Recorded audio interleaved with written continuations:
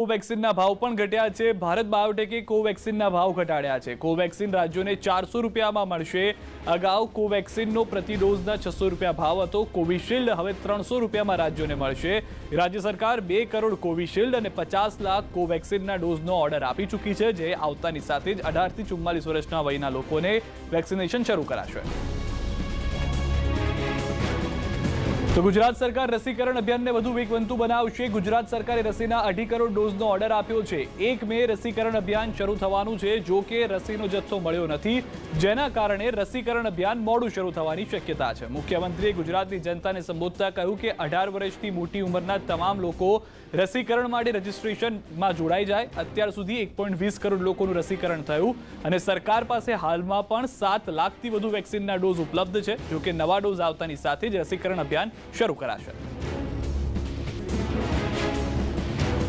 પહેલા 1.5 કરોડ ડોઝની વ્યવસ્થા કરી હતી, હવે વધારીને 2.5 કરોડ કરી છે।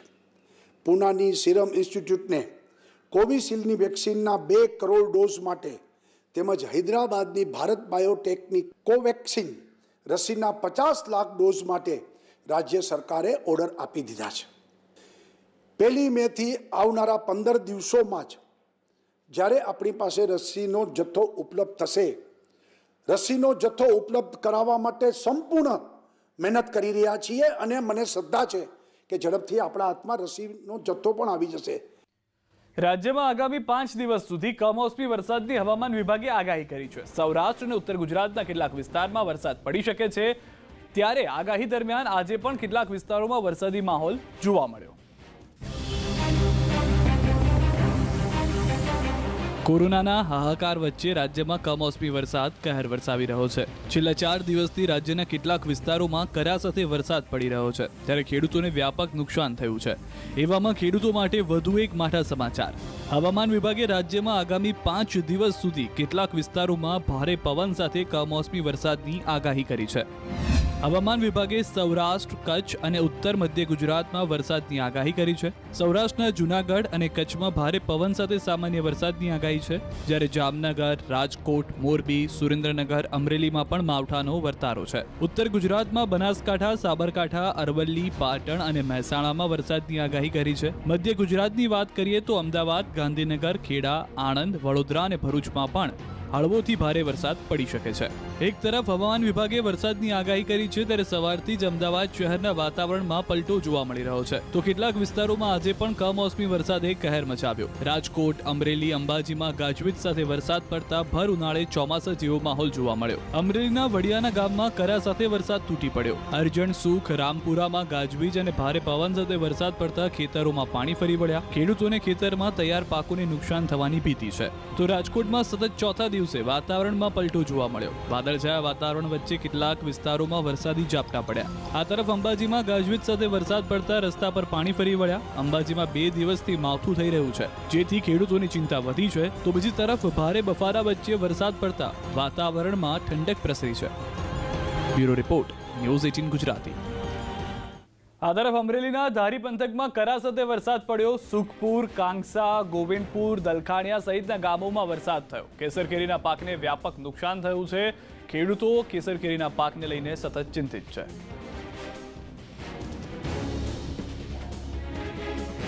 રાજ્યમાં ઓક્સિજનની ભારે અછત જોવા મળી રહી છે। સુરત, અમદાવાદ, પાટણ, બનાસકાંઠામાં ઓક્સિજનની અછતને લઈને દોડધામ જોવા મળી રહી છે।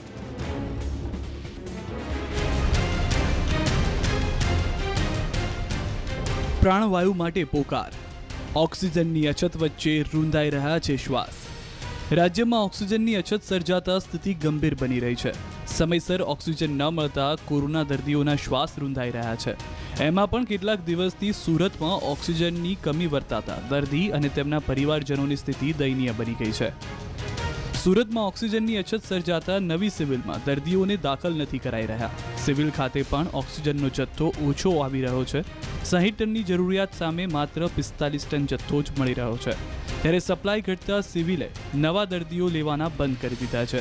સિવિલના ગેટ બંધ કરી બેરિકેટિંગ લગાવી દેવાય છે, જેથી શહેરમાં કોરોનાના દર્દીઓની હાલત કફોડી બની છે। જો કે આ મામલે સિવિલના સત્તાધીશો કોઈ પણ બોલવા તૈયાર નથી। સુરતમાં ઓક્સિજનની એટલી અછત છે કે કલેક્ટરે સુરતથી મધ્યપ્રદેશ જતો 90 ટન જથ્થો ઓક્સિજનનો અટકાવી દીધો. સુરત માટે જરૂરી ઓક્સિજન લીધા બાદ જ ટેન્કરને આગળ જવા દેવાયું. તો બીજી તરફ અકસ્માતમાં ભારે ડેમેજ પામેલા ઓક્સિજન ટેન્કરને તાત્કાલિક અસરથી રિપેર કરવામાં આવ્યું. 24 કલાકની અંદર જ રિપેર કરાતા ટેન્કર ફરી ઓક્સિજનની સપ્લાય માટે દોડતું થયું. આ તરફ પાટણ જિલ્લા માટે ઓક્સિજનનો 30% જથ્થો કાપી નાખતા ધારાસભ્ય કિરીટ પટેલે નારાજગી દર્શાવી. સાથે જ તેમણે પીએચસી સીએચસીમાં દર્દીઓને દાખલ ન કરવાનો નિર્ણય તાત્કાલિક રદ કરવા અપીલ કરી. ધારાસભ્યએ નાયબ મુખ્યમંત્રીને પત્ર લખી નારાજગી વ્યક્ત કરી. સાથે જ ચીમકી ઉચ્ચારી કે ઓક્સિજનના અભાવે જો કોઈ દર્દીનું મોત થશે તો તંત્ર જવાબદાર ગણાશે. મને જાણવા મળ્યું કે રાજ્ય સરકાર દ્વારા એવી મૌખિક સૂચના આપવામાં આવી છે કે પાટણ જિલ્લાની અંદર જે ઓક્સિજનનો જથ્થો છે 30% ઓછો કરી નાખો અને પાટણ જિલ્લાના પીએચસી અને સીએચસી જે સેન્ટરો છે એની અંદર દર્દીઓ દાખલ કરવા નહીં અને જે દર્દીઓ દાખલ કરેલા છે એ દર્દીઓને તાત્કાલિક રજા આપવી. ખરેખર સરકારે જો આ નિર્ણય લીધો હોય તો એ પાટણ જિલ્લા માટે બહુ નિર્દય અને ઘાતક છે. સરકારે આ નિર્ણય તાત્કાલિક રદ કરવો જોઈએ અને પાટણને તાત્કાલિક પૂરતા પ્રમાણમાં ઓક્સિજનનો જથ્થો મળી રહે અને પીએચસી અને સીએચસી ઉપર દર્દીઓ દાખલ થાય એના માટે વ્યવસ્થા કરવી જોઈએ. બનાસકાંઠાને ફાળવેલો ઓક્સિજનનો જથ્થો પણ ડાયવર્ટ કરી દેવાતા રોષ છે. ડીસાના ધારાસભ્યએ સીએમને રજૂઆત કરતા ભરૂચથી 14 ટન ઓક્સિજન ફાળવાયો હતો. જો કે ઓક્સિજનનો જથ્થો અમદાવાદથી ડાયવર્ટ કરાતા ડીસામાં દર્દીઓની હાલત કફોડી બની છે, જેને લઈ શશિકાંત પંડ્યા ઉચ્ચ સ્તરે રજૂઆત કરી. રાત દિવસ દર્દીઓના પરિવારજનો ઓક્સિજનની શોધમાં ભટકી રહ્યા છે. હોસ્પિટલોમાં જ ઓક્સિજન નથી તો દર્દીઓને કેવી રીતે મળે? ઓક્સિજનના ઉત્પાદન સામે માંગમાં સતત વધારો થઈ રહ્યો છે. પ્રાણવાયુની અછતથી કોરોના દર્દીઓના પ્રાણ પણ સંકટમાં જોવા મળી રહ્યા છે. Bureau report, news 18 Gujarati. Gujarat આરોગ્યના સૌથી મોટા સંકટથી પસાર થઈ રહ્યું છે, ત્યારે કેટલાક લેભાગુ તત્વો મેડિકલ માફિયા સક્રિય થયા છે. રેમડેસિવિર ઇન્જેક્શનની તંગીનો લાભ ઉઠાવી લેભાગુ તત્વો લોકોની મજબૂરીનો ફાયદો ઉઠાવી રહ્યા છે. જોકે પોલીસે આવા કેટલાક મેડિકલના સોદાગરોને પકડીને જેલ હવાલે કર્યા છે.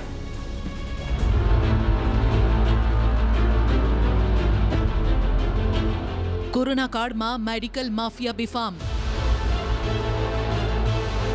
સંકટના સમયમાં સક્રિય થયા મોતના સોદાગરો. નકલી ઇન્જેક્શન વેચી લોકોની જિંદગી સાથે ચેડા. રાજ્યમાં રેમડેસિવિર ઇન્જેક્શનની અછત વચ્ચે મેડિકલ માફિયા સક્રિય થયા છે.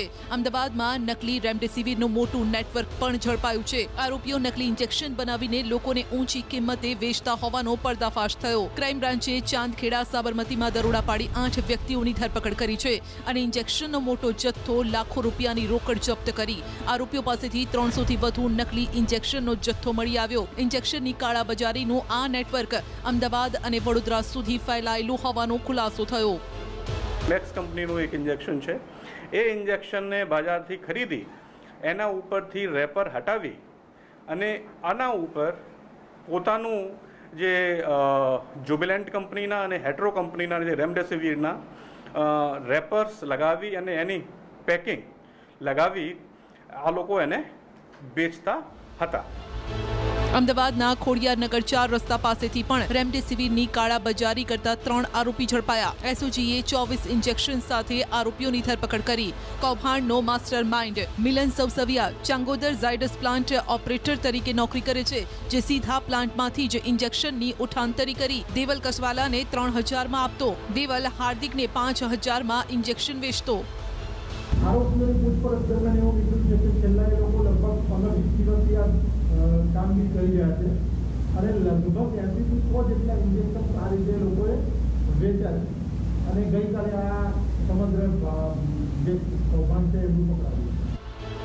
અમદાવાદ, સુરત અને વડોદરાની ક્રાઇમ બ્રાન્ચની સારી કામગીરીના કારણે આવા માફિયા કાયદાના સકંજામાં આવી રહ્યા છે. આ પહેલા વડોદરા, અમદાવાદ, ભરૂચ અને સુરતમાંથી ઇન્જેક્શનની કાળાબજારીના કૌભાંડ પકડાઈ ચૂક્યા છે.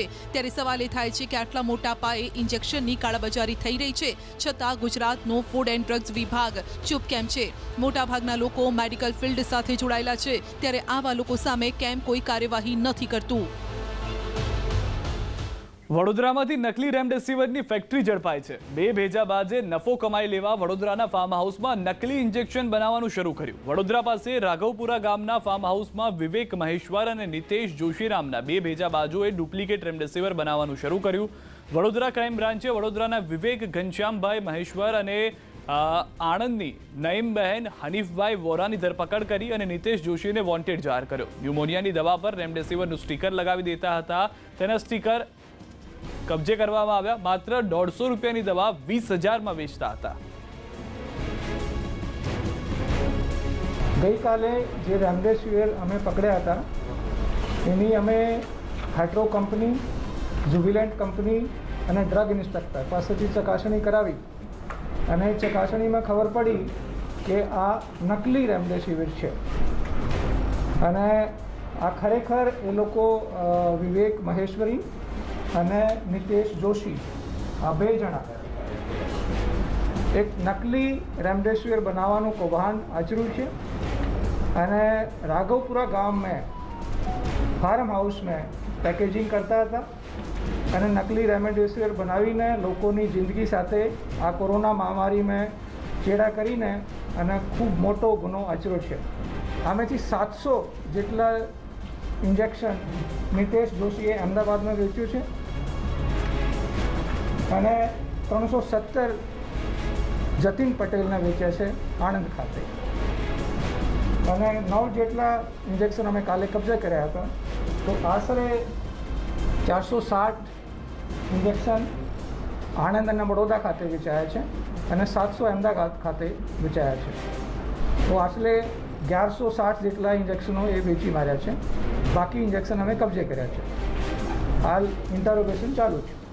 સ્વાગત છે. ગુજરાતમાં કોરોના સંક્રમણની સ્થિતિમાં રાજ્યના નાગરિકોની સેવામાં માત્ર એક જ અઠવાડિયામાં 150 જેટલી 108 એમ્બ્યુલન્સને લીલી ઝંડી આપતા મુખ્યમંત્રી વિજય રૂપાણી 26 કરોડના ખર્ચે નવી 150 એમ્બ્યુલન્સ ઓક્સિજન વ્યવસ્થા સાથે જરૂરી તબીબી સાધનોથી સજ્જ કરી કચ્છથી ડાંગ સુધીના જિલ્લામાં સેવા માટે મુખ્યમંત્રીએ ગાંધીનગરથી પ્રસ્થાન કરાવી. જીપીએસ સિસ્ટમ, સ્માર્ટફોન અને અનુભવી તાલીમબદ્ધ પેરામેડિકલ સ્ટાફની સેવાઓ કોરોના સંક્રમિત લોકોને હોસ્પિટલ પહોંચાડવા આ એમ્બ્યુલન્સ સેવાથી વધુ સઘન અને સુદૃઢ બની છે.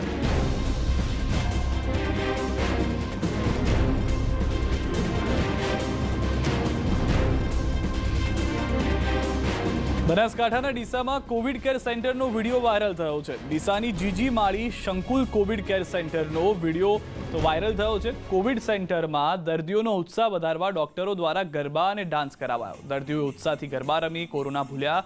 આજે 6 દર્દી એ કોરોનાને હરાવતા તેમને સ્વાગતથી વિદાય આપવામાં આવી.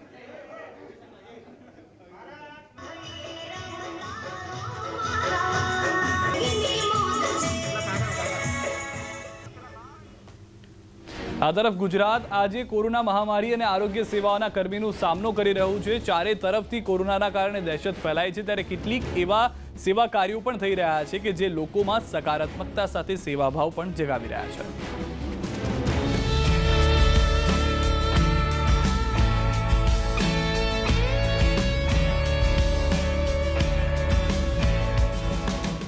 મહામારીના આ મુશ્કેલ સમયમાં રાજ્ય અનેક સમસ્યાઓનો સામનો કરી રહ્યું છે.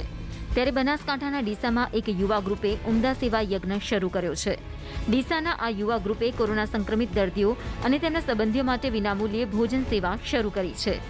ગ્રામીણ, સરહદી તેમજ અંતરિયાળ વિસ્તારમાંથી આવતા દર્દીઓને હોસ્પિટલમાં 2 ટાઈમ પૌષ્ટિક ભોજન પહોંચાડવામાં આવી રહ્યું છે. સવાર સાંજ 150 ટિફિનની વ્યવસ્થા કરી છે. સાંજે દર્દીને મગનું શાક, રોટલી, કઢી ખીચડી સાથે દૂધ અને પાણીની બોટલ સાથેની વ્યવસ્થા છે. સવારે પણ એ જ રીતની વ્યવસ્થા છે. માળી સમાજ દ્વારા એક હોસ્પિટલ પણ ઊભું કરવામાં આવ્યું છે જીજી વિદ્યા સંકુલમાં. તેમાં 50 બેડની હાલ હોસ્પિટલ ઊભી કરી છે. તેમાં પણ 30થી વધુ દર્દીઓ હાલ સારવાર લઈ રહ્યા છે. એની અંદર જે દર્દીઓ છે એમને તો મળે છે, પણ જે દર્દીઓની સાથે છે એમને ખાવાનું એક પહેલ કરી છે અમે કે જે દર્દીઓના સગાવાલાઓને દરેક હોસ્પિટલમાં બધી જગ્યાએ ટિફિન પહોંચાડવાની વ્યવસ્થા કરી છે. દ્વારકાના ખંભાળિયામાં પણ 4 સેવાભાવી વ્યક્તિઓએ કોરોનાના દર્દી અને તેમના પરિવારજનો માટે ફ્રી ફૂડ સર્વિસ શરૂ કરી છે. ખંભાળિયાની સરકારી અને ખાનગી હોસ્પિટલમાં આસપાસના ગામડા અને અન્ય જિલ્લાના દર્દીઓ પણ સારવાર માટે આવી રહ્યા છે, ત્યારે તેમને ભોજન માટે કોઈ અગવડ ન પડે તેને લઈને વિનામૂલ્યે ભોજનની સેવા શરૂ કરી છે. છેલ્લા 8 દિવસથી એક ગ્રુપ બનાવી દર્દીઓ અને તેમના પરિવારજનોને હોસ્પિટલમાં પૌષ્ટિક ભોજન અને ફ્રૂટ પહોંચાડવામાં આવી રહ્યું છે. તો અમારા ગ્રુપ દ્વારા નિઃશુલ્ક સેવા ચાલુ કરેલ છે. એના માટે ખંભાળિયામાંથી અમને ઘણો બધો સાથ સહકાર મળ્યો છે, પણ હજી પણ સ્વયંસેવકોની જરૂરિયાત હોય તો વધારેમાં વધારે યુવાનો આમાં આ ભાગમાં જોડાય તો અમે એના આભારી થશું. સંકટના સમયમાં તમામ લોકો પર દુઃખોના વાદળ ઘેરાયેલા છે. લોકો કોઈને કોઈ મુશ્કેલીનો સામનો કરી રહ્યા છે, ત્યારે આવા સેવાકીય કાર્યો માનવતાની મિસાલ બનીને અન્ય લોકોને પણ પ્રેરિત કરી રહ્યા છે. લોકો એકબીજાની મદદ કરી પોઝિટિવિટી ફેલાવી રહ્યા છે. Bureau report, news 18 Gujarati. કોરોનાથી ડરવાની જગ્યાએ તેનો સામનો કરો તો કોરોનાને માત આપી શકાય છે. આ સાબિત કર્યું છે ભાવનગરના મહુવાના 94 વર્ષીય દાદા છગનભાઈ કુંભાણીએ, જેમને 11 દિવસની અંદર જ કોરોનાને માત આપી અને હવે તેઓ સંપૂર્ણ સ્વસ્થ છે. સામાન્ય તાવ બાદ ઓક્સિજન ઘટી જતા તેમને મહુવાની હનુમંત હોસ્પિટલમાં દાખલ કરવામાં આવ્યા. મજબૂત મનોબળ અને હકારાત્મક અભિગમ દાખવતા દાદાની કોરોનાની સારવાર વધુ અસરકારક બની. દાદાની જેમ 75 વર્ષીય રમેશભાઈ જાને અમદાવાદથી અહીં દાખલ કરાયા. તેમને પણ મજબૂત મનોબળથી કોરોનાને પરાજિત કર્યો છે.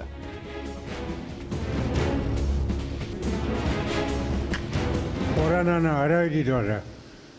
મારે આત્મશક્તિથી મેં બહુ કોરોનાને હરાવ્યો છે.